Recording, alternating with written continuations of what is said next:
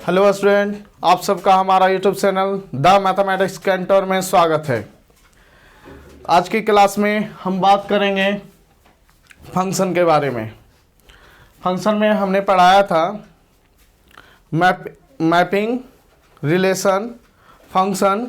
उसके बाद हमने बताया था ये ग्राफ के बारे में, ग्राफ क्या होता है और कर्व क्या होता है, फिर दोनों के बीच का जो डिफरेंस है उसके बारे में हमने बताया। आज जो है वहीं से हम क्या करते हैं, कंटिन्यू करते हैं। तो चलिए देखते हैं। कर्व कहने का मतलब हमने ये कहा कि एक्स वाई प्लेन, यहाँ पे जो बात हो रहा है वो एक्स वाई प्लेन की बात हो रहा है। ठीक है, किस में हो रहा है? कार्टेशियन प्लेन में हो रहा है। जो भी काम हम यहाँ पे कर रहे हैं वो कार्टेशियन, क्योंकि जो हमारा फंक्शन है वो सिंगल वेरिएबल का है। जब सिंगल वेरिएबल का है तो y equal to f x होगा, है ना। ओनली वन इंडिपेंडेंट वेरिएबल है और डिपेंडेंट वेरिएबल है। जब दो ही वेरिएबल यहाँ पे है, एक इंडिपेंडेंट एक डिपेंडेंट, तो कहने का मतलब है यहाँ जब भी हम बात करेंगे तो 2D में करेंगे, that is x y plane में कहेंगे। ये एक्स यहाँ पर जो भी वैल्यू रखाएगा एक्स का, और उसके कॉरेस्पॉन्डिंग जो वैल्यू आएगा वो वाई में जाएगा, यस। ठीक है, तो यहाँ पे जो बात होता है वो किस में बात होता है?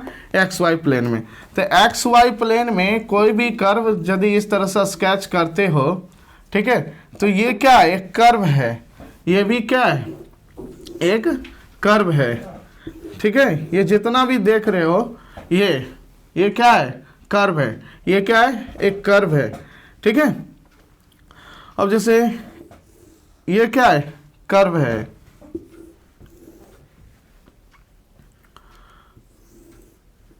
ये क्या है? ये भी एक कर्व है।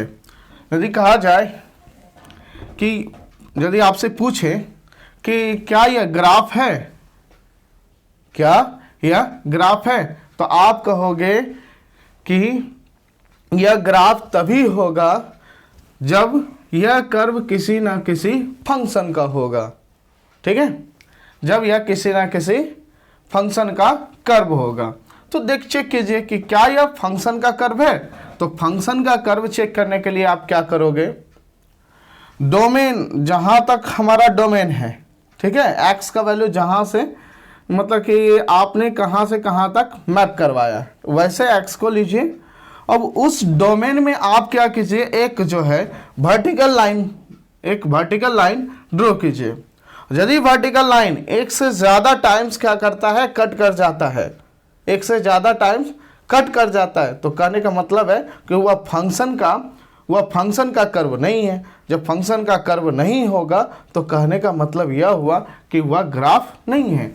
जैसे देखिए, हमने क्या किया, एक हॉरिजॉन्टल, एक जो है वर्टिकल लाइन हमने यहाँ पे ड्रॉ किया। तो वर्टिकल लाइन यहाँ पे एक यहाँ पे इंटरसेक्ट कर रहा है, एक यहाँ पे इंटरसेक्ट कर रहा है। तो हमें क्या मिल गया? एक वर्टिकल लाइन एक ऐसा मिल गया ना जो कि इस कर्व को कितने बार इंटरसेक्ट कर रहा है? 2 बार इंटरसेक्ट कर रहा है। तो कहने का मतलब ये होता है कि किसी एक्स अल्फा के लिए हमारा इमेज मिला अल्फा कोमा, ठीक है, अल्फा कोमा बीटा 1, और इसके यहाँ पे क्या मिला? Alpha comma beta 2। तो एक पॉइंट पे अल्फा जो है मैप कर रहा है बीटा 1 के साथ भी और बीटा 2 के साथ भी। तो कहने का मतलब यह जो आप देख रहे हैं यह क्या है? ग्राफ नहीं है। तो ये जो आपका है कर्व तो है, कर्व है, बट ग्राफ यदि कहा जाए तो ग्राफ नहीं है। ठीक है, अब उसको देखिए, यहाँ पे भी देखिए, ये क्या है? एक सिंपल सा कर्व है।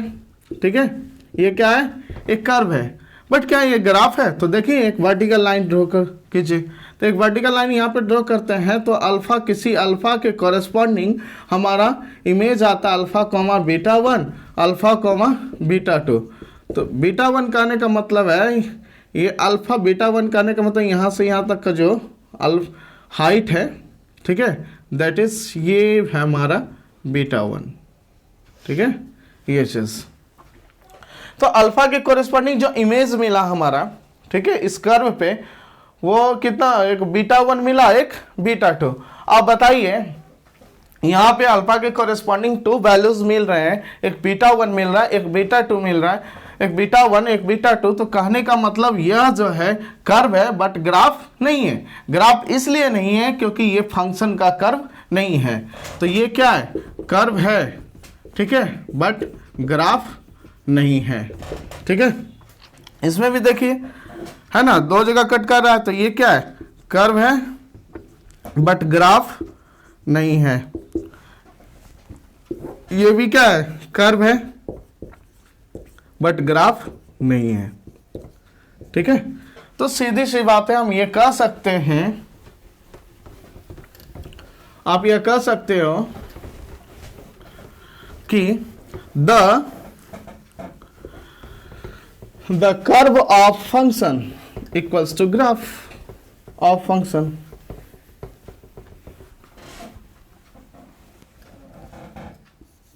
The curve of function equals to graph, ठीक है। यदि वह कोई कर्व, ठीक है, फंक्शन का कर्व होता है तब जाके वह ग्राफ होगा, अदरवाइज वह ग्राफ नहीं होगा। तो आप एक पॉइंट लिख सकते हो, every graph is a curve but every curve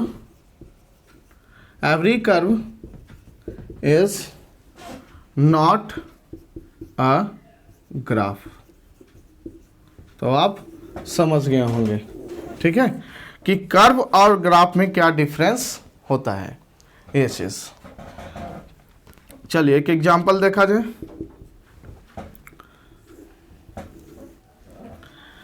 आपको यहाँ पे जैसे कि एक कोई ग्राफ दिया हुआ है, ठीक है, कोई ग्राफ दिया हुआ है। ये पॉइंट आपका, ये बोल दिया जाए कि ये जो है किस फंक्शन का ग्राफ है, y equal to f of x का, और ये पॉइंट है हमारा, ये पॉइंट है 2, इसके कॉरेस्पॉन्डिंग इमेज मिला 2,3। ये जो आप देख रहे हैं ये हमारा 3 है, और इसके कॉरेस्पॉन्डिंग जो मिला आपका 3,1.6, ठीक है। और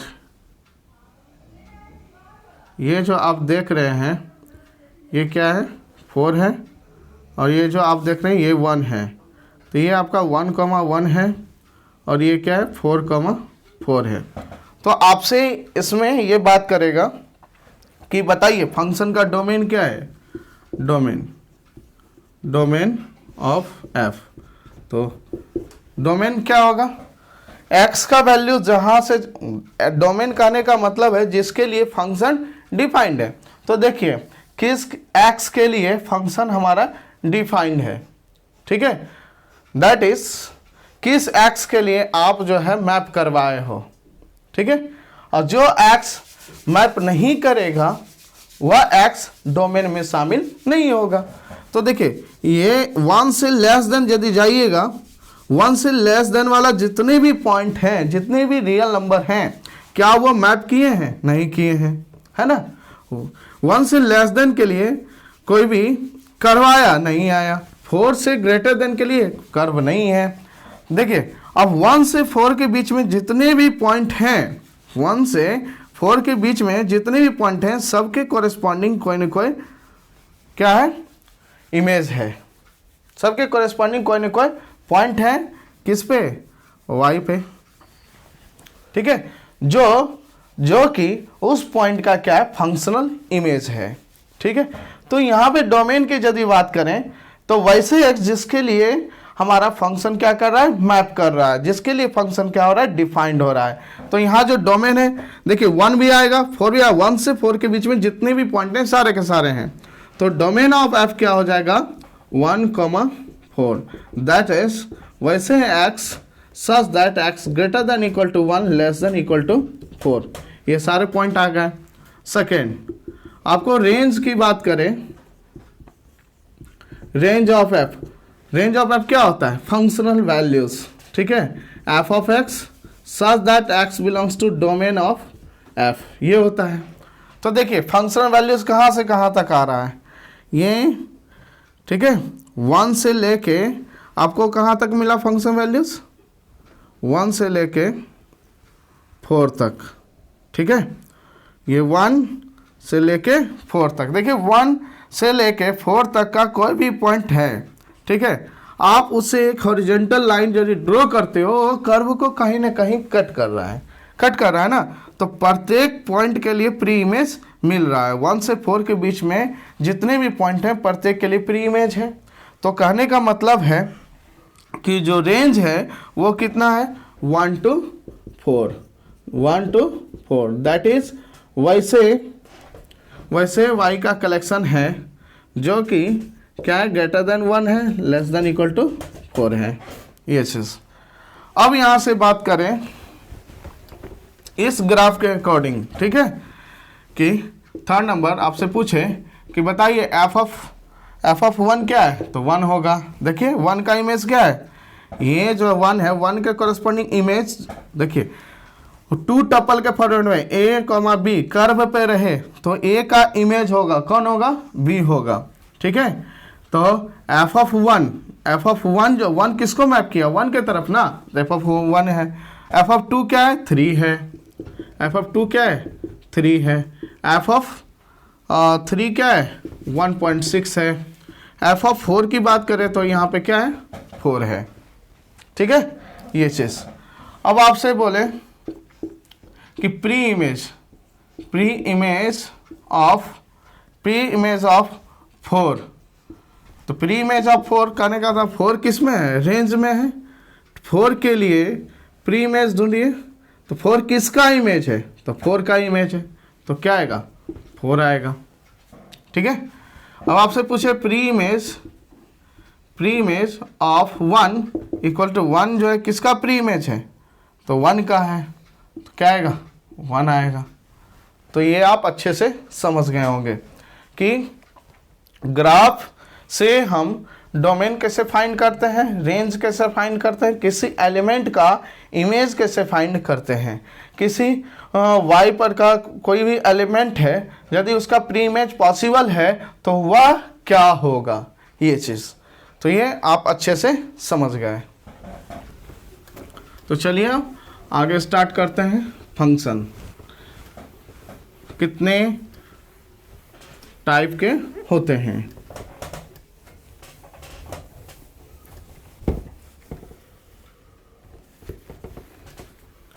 तो वैसे स्टूडेंट जो हमारे वीडियोस नहीं देख रहे हैं, ठीक है, जो कि हमारे चैनल पे नए आए हैं, वो प्लीज़ ये पहले वाले वीडियोस आप प्लेलिस्ट में जाके देख सकते हैं। सारे वीडियोस वहाँ पे डाले गए हैं। और यदि आप सब्सक्राइब नहीं किए हैं, जो भी स्टूडेंट सब्सक्राइब नहीं किए हैं वो प्लीज़ सब्सक्राइब कर लें। और यदि वीडियो अच्छा लगता है तो लाइक ज़रूर करें, जिससे कि एनर्जी मिलता है, ठीक है, पढ़ाने में भी अच्छा लगता है। चलिए अब हम बात करते हैं फंक्शन कितने टाइप के होते हैं। देखिए फंक्शन 2 टाइप का होता है। एक होता है अलजेब्राइक फंक्शन,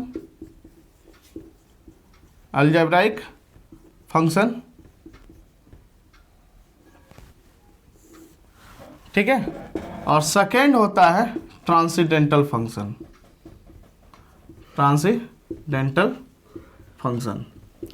अब आपको ये चीज़ समझ में आ रहा होगा कि फंक्शन जो है कितने टाइप के होते हैं।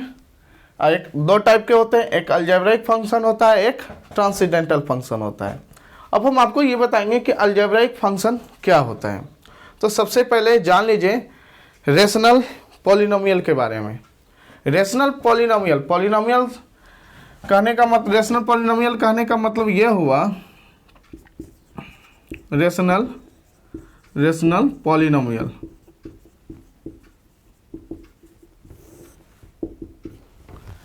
रेशनल पॉलिनोमियल कहने का मतलब ये हुआ एंड कोई भी फाइनाइट डिग्री, क्योंकि जो भी पॉलिनोमियल होता है उसका डिग्री फाइनाइट होता है, ये चीज़ जान लीजिए। अब जैसे आपसे बोले 1 + x square plus dot dot dot dot dot, ये क्या पॉलिनोमियल है? नहीं है। क्यों? क्योंकि पॉलिनोमियल यदि होगा तो उसमें जो होगा फाइनाइट नंबर ऑफ टर्म होंगे और उसका डिग्री जो होगा वो क्या होगा? फाइनाइट होगा। That is Pn(x) equal to a(n)x to the power n plus a(n-1) x to the power n-1 plus dot dot plus a(n) plus a1x plus a0 such that a(n)not equal to 0, तभी ना n degree का polynomial होगा। And ai belongs to q, rational number में। यदि कोई polynomial का coefficient किस में बिलोंग करे, दैट इज किसका एलिमेंट हो? रेशनल का एलिमेंट हो, तो कहने का मतलब यह हुआ कि वह जो पॉलिनोमियल है वो कैसा पॉलिनोमियल है? रेशनल पॉलिनोमियल है। ठीक है, वह किसका पॉलिनोमियल है? वह जो है पॉलिनोमियल किसका? वो रेशनल का, दैट इज वह क्या है? रेशनल पॉलिनोमियल है। किसका नहीं कह सकते हैं, but rational polynomial. Rational polynomial कहने का मतलब हुआ the polynomial whose coefficients are belongs to rational number. ठीक है, तो ये जो इस टाइप का जो पॉलिनोमियल होगा उसको हम क्या बोलेंगे? रेशनल पॉलिनोमियल बोलेंगे। अब आप ये समझ गए होंगे कि रेशनल पॉलिनोमियल क्या होता है। तो अलजेब्रिक फंक्शन का डेफिनेशन ये होता है, the solution of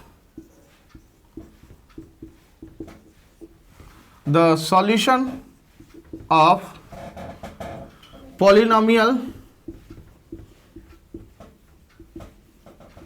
in y whose coefficients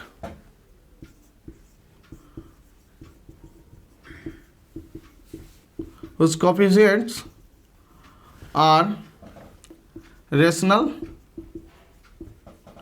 polynomial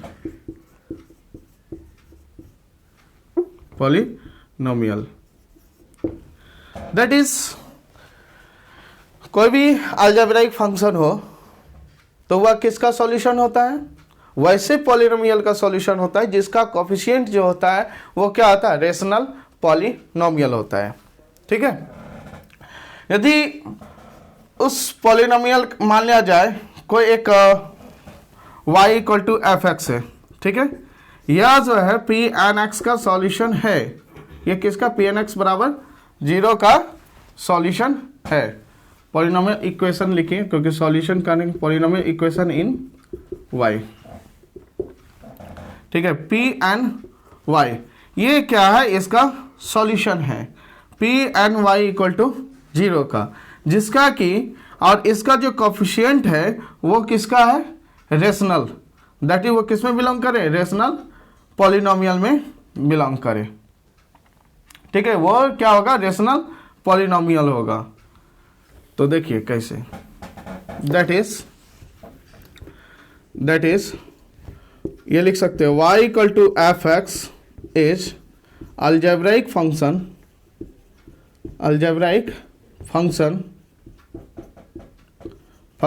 if and only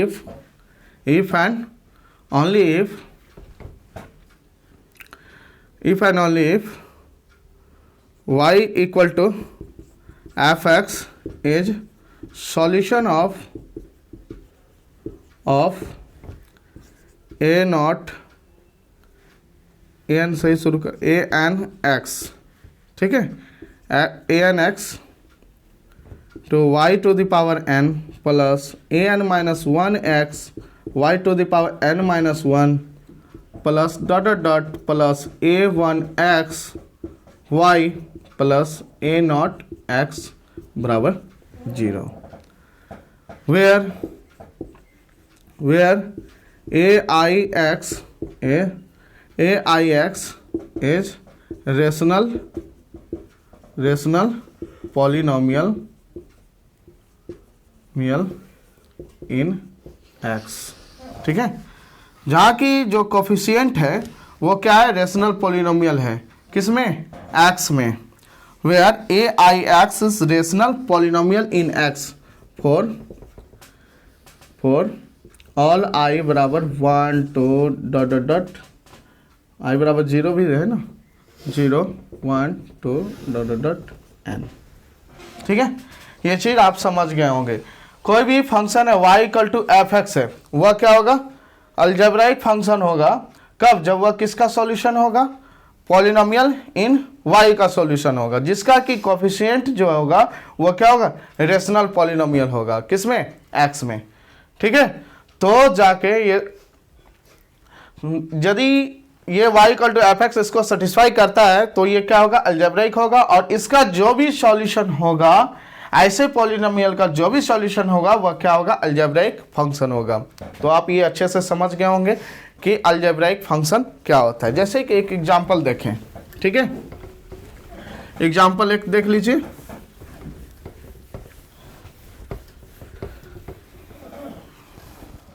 जैसे y equal to mod of x, तो देखिए इसको ये चीज लिख सकते हो, y square equal to x का स्क्वायर हो जाएगा, तो y square minus x square equal to 0।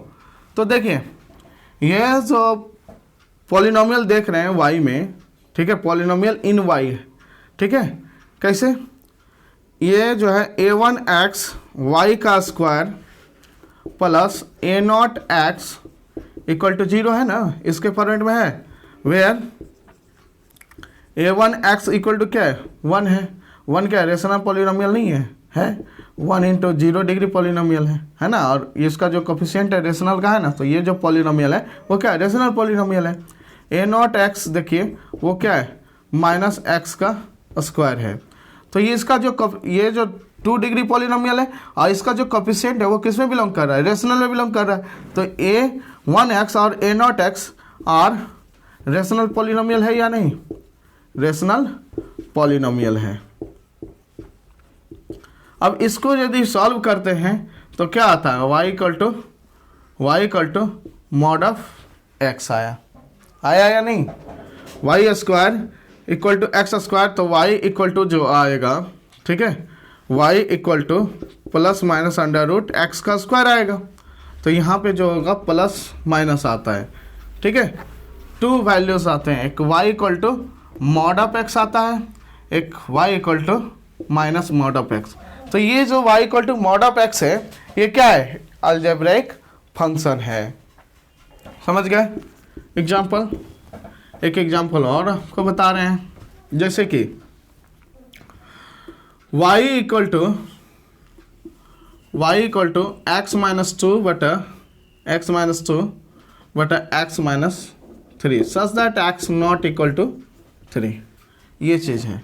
तो क्या यह अलजेब्राइक फंक्शन है, चेक कीजिए। तो देखिए x माइनस 3 ये तो 0 नहीं है, क्योंकि x नॉट इक्वल टू 3 किसी के लिए 0 नहीं होना है, तो सही है, डिफाइंड है, तो आप मल्टीप्लाई कर सकते हैं, x minus 3 into y equal to x minus 2, तो x minus 3 y minus x minus 2 equals to 0। तो देखिए ये क्या हुआ, पॉलिनोमियल इन y हुआ, a1x y minus a plus a0 x equal to 0, है ना, यही ना हुआ polynomial in y whose coefficients are rational polynomial, ये चीज हुआ। इसी का ना सॉल्यूशन है y equal to x minus 2 बटा एक्स माइनस 3, है ना, और a1x क्या है, रेशनल पॉलिनोमियल है, क्यों, क्योंकि a1x बराबर क्या है, x माइनस 3 है, a0x बराबर क्या है, माइनस एक्स माइनस 2 है, ये भी क्या है, रेशनल पॉलिनोमियल है। तो यहाँ से ये चीज़ आपको समझ में आ गया होगा कि अलजेब्राइक फंक्शन जो होता है वो क्या होता है, अलजेब्राइक फंक्शन जो solution of polynomial in y whose coefficients are rational polynomials, ठीक है, या the solution of polynomial in y whose coefficients are rational polynomial is called algebraic function, ठीक है, ये चीज। तो ये आप अच्छे से समझ गए। और जो अलजेब्राइक होगा वो ट्रांसेंडेंटल नहीं होगा, जो अलजेब्राइक नहीं होगा वो क्या होगा, ट्रांसेंडेंटल होगा। और ट्रांसेंडेंटल का अलजेब्राइक का तो डेफिनेशन हमने लिखा दिया, ट्रांसेंडेंटल का डेफिनेशन ये है, the function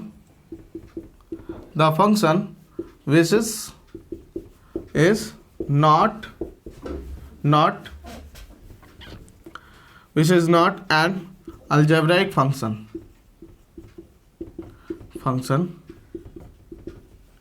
is called transcendental function। ठीक है, ट्रांसेंडेंटल फंक्शन कहने का मतलब है कि वैसे फंक्शन जो कि अलजेब्राइक नहीं हो तो वो क्या होगा, ट्रांसेंडेंटल होगा। तो कहने का मतलब है ये यदि पूर्ण कंप्लीट फंक्शन का कलेक्शन है, ठीक है, तो इसका दो पार्ट कर सकते हो, एक क्या होगा, अलजेब्राइक होगा, है ना, अलजेब्राइक फंक्शन होगा, और दूसरा क्या होगा, ट्रांसेंडेंटल फंक्शन होगा। तो ये आप अच्छे से समझ गए होंगे कि फंक्शन को दो पार्ट में बांटते हैं, एक अलजेब्राइक फंक्शन, दूसरा ट्रांसेंडेंटल फंक्शन। अब सबके टाइप के बारे में बता रहे हैं, ट्रांसेंडेंटल फंक्शन में कौन कौन से आएंगे और अलजेब्राइक फंक्शन में कौन कौन से आएंगे। तो देखिए अलजेब्राइक फंक्शन में क्या क्या आएगा। अलजेब्राइक फंक्शन में पहला हम क्या करेंगे, एक तरफ फंक्शन और एक तरफ इनइक्वालिटी, ठीक है, दोनों को हम लेकर चलेंगे। ठीक है, पहला आएगा रेशनल पॉलिनोमियल या तो रेशनल फंक्शन।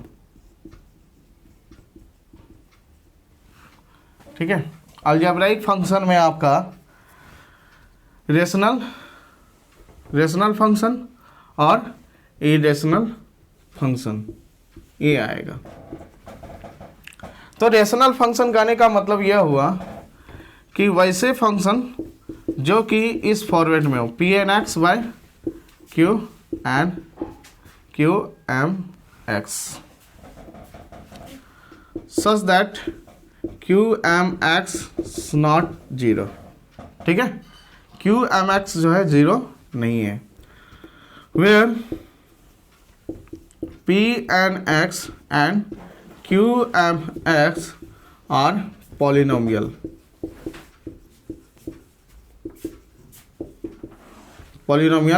इन x.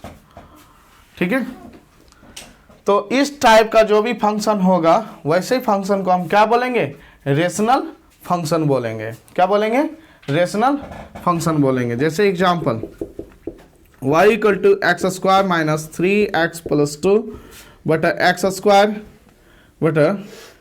Square plus x plus 1, ये क्या है हमारा, ये रेशनल फंक्शन है। y equal to x square plus 2x बटा एक्स स्क्वायर माइनस x, ठीक है, ये भी such that x not equal to 0 1, ये भी क्या है, रेशनल फंक्शन है। तो रेशनल फंक्शन कहने का मतलब है यह हुआ quotient of polynomials is called rational function. तो ये आप समझ गए होंगे। अब आते हैं इसमें इनइक्वालिटी के बारे में। ठीक है, इसमें थोड़ा सा जान लें रेशनल इनइक्वालिटी के बारे में। इनइक्वालिटी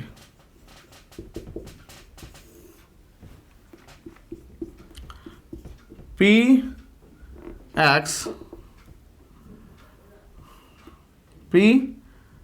एक्स या फिर डायरेक्ट में हम लिख देते हैं एफ एक्स वाई जी एक्स रहे, आपको क्या ग्रेटर देन 0। वैसे एक्स फाइंड करना है जिसके लिए एफ एक्स वाई जी एक्स क्या हो, ग्रेटर देन इक्वल टू 0 हो। तो आप क्या करोगे, वैसे एक्स को फाइंड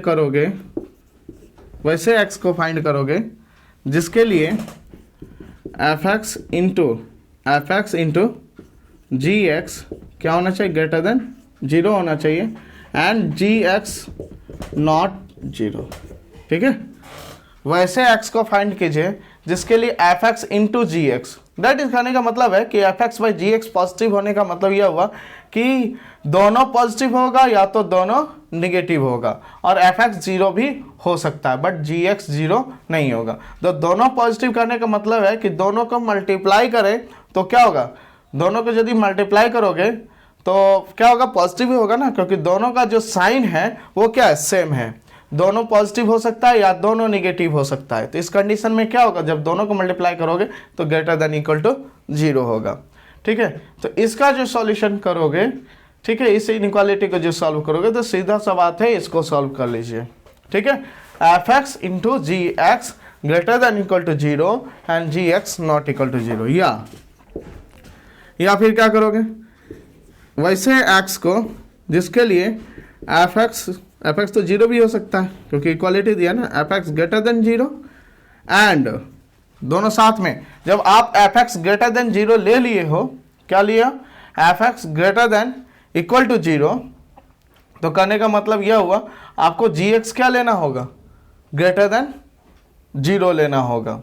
क्या लेना होगा, ग्रेटर देन जीरो। लेकिन ऐसे भी कंडीशन हो सकते हैं जिसके लिए कि एफ एक्स क्या हो जाए, जीरो हो जाए, और जी एक्स का जो है साइन वो निगेटिव वगैरह कुछ भी हो, है ना, निगेटिव हो जो भी हो, तो उसके लिए तो कोई प्रॉब्लम नहीं है ना इसको। यदि एफ एक्स जीरो हो जाए और जी एक्स का वैल्यू कुछ भी हो तो उसके लिए तो दिक्कत नहीं है, बट जी एक्स जीरो नहीं होना चाहिए। तो यहाँ पे एक काम करो, ग्रेटर देन जीरो लिखो। ठीक है, आप इक्वालिटी ले लोगे तो फिर दिक्कत हो जाएगा, क्योंकि एफ एक्स यदि जीरो हो जाता है तो जी एक्स कुछ भी रहेगा अदर देन जीरो तो चलेगा। तो यहाँ पे F x greater than zero, यदि F x greater than zero लिए हैं तो साथ में आपको जी एक्स को भी ग्रेटर देन जीरो लेना होगा। ठीक है, जी एक्स भी क्या होगा, ग्रेटर देन जीरो, क्योंकि दोनों एक साथ पॉजिटिव होगा यहाँ, इसलिए यहाँ पे एंड लिखे हैं, क्योंकि दोनों का वैल्यू निकालोगे, इंटरसेक्ट करोगे, यूनियन।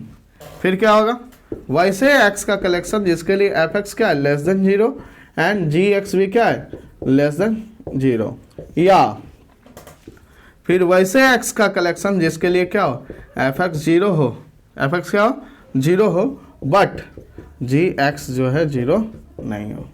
ठीक है, तो इन सारे वैल्यूज का क्या करोगे, यूनियन कर लोगे। तो सिंपली ये फाइंड करो या ये फाइंड करो, तो ये इनइक्वालिटी सॉल्व हो जाएगा। ठीक है, तो ये चीज़, तो रेशनल इनइक्वालिटी में यदि F x by ji x greater than equal to zero रहे तो देख लिए किस तरह से सॉल्व करते हैं। यदि इक्वालिटी हट जाएगा तो ये वाला पार्ट हम नहीं लिखेंगे। अब इसी में सेकेंड में आते हैं, सेकेंड नंबर, ये क्या किया, ग्रेटर देन जीरो लिखा। तो जब ग्रेटर देन जीरो लिखेगा तो यहाँ पे क्या करोगे, ये जो यहाँ पे इक्वालिटी है उसको हटा दीजिए, और इसमें जो ये वाला जो पार्ट है इसको हटा दीजिए। तो ये आपका सेकेंड नंबर हो जाता है। F x by ji x greater than zero है, तो इसको कैसे सॉल्व करोगे, that is F x into g x क्या करोगे, दैट इज या तो दोनों पॉजिटिव होना चाहिए या तो दोनों निगेटिव होना चाहिए, एफ एक्स जीरो नहीं होना चाहिए। ठीक है, एफ एक्स जीरो नहीं होना चाहिए। तो यहाँ पर हमने ले लिया ग्रेटर देन जीरो, तो जीरो कहने का यहाँ पर तो जीरो कह ही नहीं सकते हैं। ठीक है, तो ये भी लिखने का कोई ज़रूरत नहीं पड़ता, क्योंकि यहाँ पे F x into g x क्या लिखा हमने, ग्रेटर देन जीरो। जब ग्रेटर देन जीरो लिख दिए तो दोनों जीरो तो होगा नहीं, सिंपल सी बात है। तो या तो ऐसे फाइंड करो एक्स को, या तो ऐसे फाइंड करो X such the F x greater than zero and ji x greater than zero, या X F x less than zero and ji x less than zero, दोनों को क्या कर दीजिए, यूनियन कर दीजिए। ठीक है, ये चीज़। अब आइए थर्ड नंबर, ये क्या रहे, less than equal to zero रहे। तो less than equal to zero करने का मतलब है, इस इनइक्वालिटी को जब आप सॉल्व करोगे, F x by ji x less than equal to zero, तो F x by ji x less than equal to zero करने का मतलब है कि ये यदि पॉजिटिव है तो ये निगेटिव होगा, ये निगेटिव है तो ये पॉजिटिव होगा, और ये यदि जीरो है तो फिर जी एक्स का वैल्यू कुछ भी हो, कोई दिक्कत नहीं है। ठीक है, तो कहने का मतलब दोनों का जो साइन है वो क्या अल्टरनेट है। अल्टरनेट कहने का मतलब है कि एक पॉजिटिव है तो दूसरा निगेटिव है, जब दोनों को मल्टीप्लाई करोगे तो क्या आएगा, निगेटिव ही आना चाहिए। ठीक है, तो इस इनइक्वालिटी को सॉल्व करो या फिर ऐसे इनइक्वालिटी सॉल्व करो, दोनों का सॉल्यूशन सेम होगा। दैट इज वैसे एक्स का कलेक्शन जिसके लिए f x into g x क्या हो, less than equal to zero हो, ठीक है, and ji x not equal to 0, ठीक है।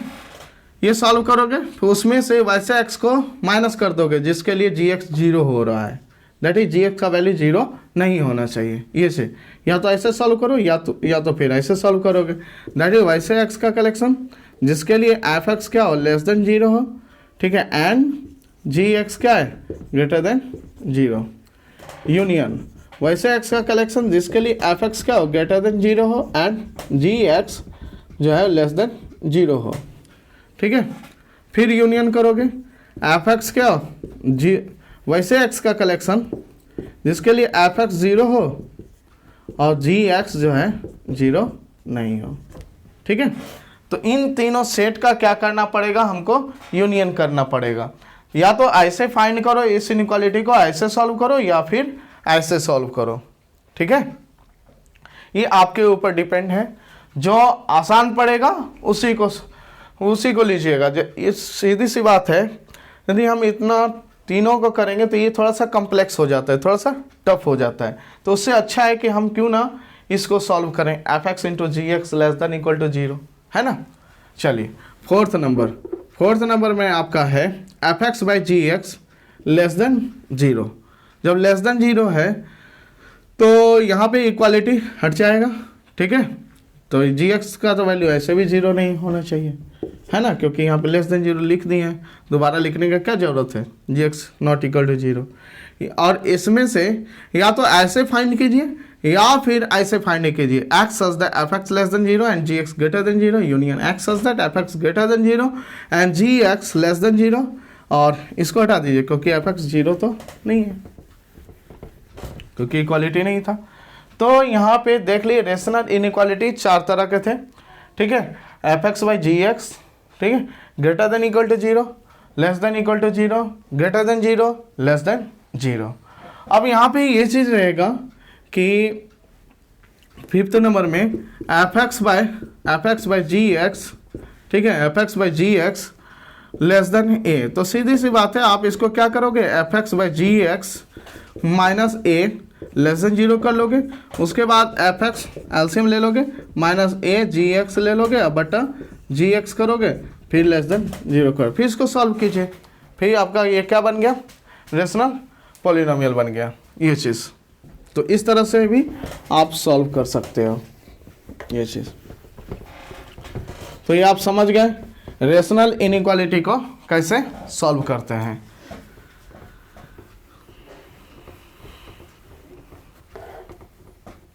अब रेशनल फंक्शन में कौन कौन से आएंगे, ठीक है।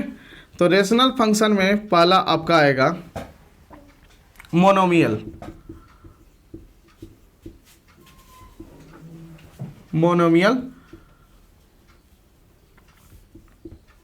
फंक्शन। मोनोमियल फंक्शन कहने का मतलब है A not x to the power n such that a not equal to 0, that is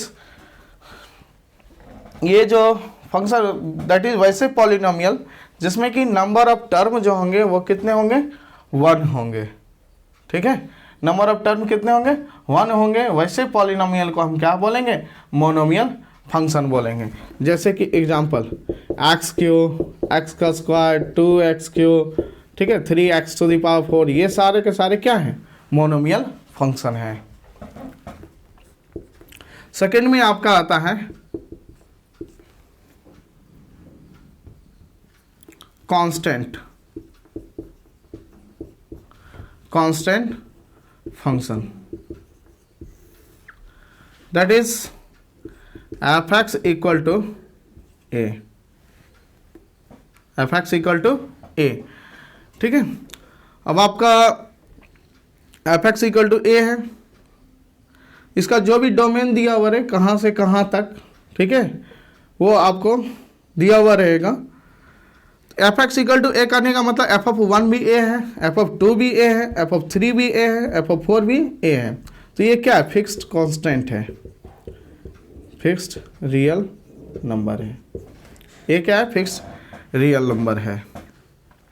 तो ये क्या है, कांस्टेंट है। तो कांस्टेंट फंक्शन, जैसे example f such that real f of x equal to 2। तो इसका मतलब है ये क्या है, कांस्टेंट फंक्शन है।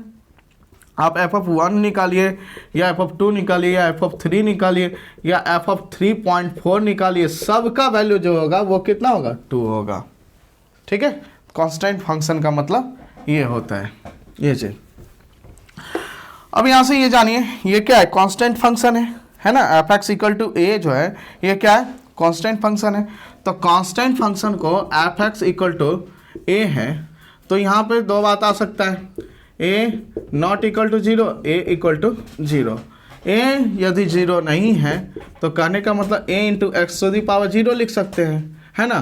तो इस कंडीशन में वो क्या होगा, 0 डिग्री पॉलिनोमियल। अब ए इक्वल टू 0 आ जाए, ठीक है, ए इक्वल टू 0 यदि हो जाएगा, that is F x equal to क्या था, f x equal to a था, है ना। ये दो condition, a not equal to 0, A equal to 0। तो ए यदि 0 नहीं है, ए नॉट इक्वल टू 0, तो एफ एक्स इक्वल टू ये चीज़ लिख सकते हो, A X to the power 0, that is ये क्या हो जाएगा, 0 डिग्री पॉलिनोमियल। क्या हो जाएगा, 0 degree polynomial. But f x यदि 0 हो जाए, एफ एक्स क्या हो जाए, 0 हो जाए, तो एफ एक्स इक्वल टू 0 कहने का मतलब है ये 0 डिग्री पॉलिनोमियल है क्या, नहीं है, is not a 0 degree polynomial, या 0 डिग्री पॉलिनोमियल नहीं है। क्यों नहीं है, क्योंकि इफ पॉसिबल या 0 डिग्री पॉलिनोमियल होता तो एफ एक्स इक्वल टू क्या हो जाता, कोई अल्फा इंटू या A not into X to the power 0 होता, such that A not equal to 0, तो बराबर क्या हो जाता, A not equal to 0। But क्या है आपके पास, एफ एक्स तो इक्वल्स टू 0 है ना, समझ गए। तो कोई भी पॉलिनोमियल जब भी डिफाइंड होता है n डिग्री का, तो उसको कैसे डिफाइन करते हैं, A N X to the power n plus A N minus 1 X to the power n minus 1 dot A 1 तक या ए नॉट तक, सच द ए एन जो कोफिशिएंट है, हाईएस्ट डिग्री वाले जो टर्म है X to the power n, उसका coefficient non zero होना चाहिए। ठीक है, उसका जो कोफिशिएंट है नॉन जीरो होना चाहिए, तब जाके वो n डिग्री का पॉलिनोमियल कहलाएगा। तो यहाँ पे देख रहे हैं एफ एक्स बराबर 0, ये 0 डिग्री पॉलिनोमियल नहीं है। क्यों, क्योंकि 0 डिग्री यदि पॉलिनोमियल होगा तो उसको इस तरह से लिख सकते हैं, naught x to the power 0, अब where a not equal to 0। तो यहाँ से ये समझ में आया कि जितने भी कांस्टेंट फंक्शन हैं, ठीक है, उसको 0 डिग्री पॉलिनोमियल नहीं कह सकते हैं, मगर जितने भी 0 डिग्री पॉलिनोमियल हैं, ये 0 डिग्री पॉलिनोमियल है, उसको यदि कन्वर्ट करोगे तो ए हो जाएगा। तो यहाँ से ये चीज कह सकते हो कि every 0 degree polynomial is a constant function, but every constant function is not a 0 degree polynomial. जैसे कि एफ एक्स बराबर 0 को छोड़ के जितने भी कांस्टेंट फंक्शन है सबको हम क्या कर सकते हैं, 0 डिग्री पॉलिनोमियल कर सकते हैं। But f x equal to 0 है तो यह 0 डिग्री पॉलिनोमियल नहीं होगा। ठीक है, यह क्या है, कांस्टेंट फंक्शन है, बट ये 0 डिग्री पॉलिनोमियल नहीं है। इसको हम बोलते हैं -1 डिग्री पॉलिनोमियल। ठीक है, जबकि डिग्री नेगेटिव डिफाइन नहीं होता है, डिग्री नेगेटिव नहीं होता, बट यहाँ पे अपनी सुविधा के लिए हम क्या करते हैं, 0 से थोड़ा सा लेफ्ट साइड, ठीक है, 0 से थोड़ा लेफ्ट आ जाते हैं, तो उसको क्या करते हैं, क्योंकि 0 डिग्री तक तो हम जान भी कि उसका लेफ्ट ले लेते हैं -1 या फिर इन्फिनिटी, ये चीज़ ले लेते हैं। तो इसको हम क्या बोलेंगे, इसको 0 डिग्री पॉलिनोमियल नहीं कहेंगे। एफ एक्स बराबर 0 कॉन्स्टेंट है, बट वह 0 डिग्री पॉलिनोमियल नहीं है। तो यहाँ पे एक नोट करके लिख लीजिएगा, every constant function is not a 0 degree polynomial, but every 0 degree polynomial is a constant function. तो ये आप समझ गए कांस्टेंट फंक्शन क्या होता है। तो आज हमने बताया मोनोमियल फंक्शन के बारे में, कांस्टेंट फंक्शन के बारे में। कल हम बताएंगे लीनियर फंक्शन, ठीक है, दैट इज लीनियर पॉलिनोमियल के बारे में। लीनियर पॉलिनोमियल हो जाएगा, फिर आपका आएगा क्वाड्रेटिक पॉलिनोमियल, फिर उस तरह से हम थर्ड डिग्री तक आएंगे, फिर पॉलिनोमियल पे आएंगे, और सारे के सारे इनइक्वालिटी किस तरह से सॉल्व करते हैं वो चीज़ हम आपको बता देंगे। तो यहाँ तक आप समझ गए। साथ साथ आप क्वेश्चन करते जाइए, जो भी प्रॉब्लम होता है आप जो है कमेंट बॉक्स में कमेंट कर दीजिए, या फिर मेरे व्हाट्सएप पे क्या कर दीजिए, व्हाट्सएप कर दीजिए। हम आपको आपके जितने भी प्रॉब्लम है सबको सॉल्व करके या तो फिर व्हाट्सएप पे सेंड कर देंगे, या फिर कमेंट बॉक्स में ही सेंड कर देंगे। तो ये आप अच्छे से पढ़िए। Thank you.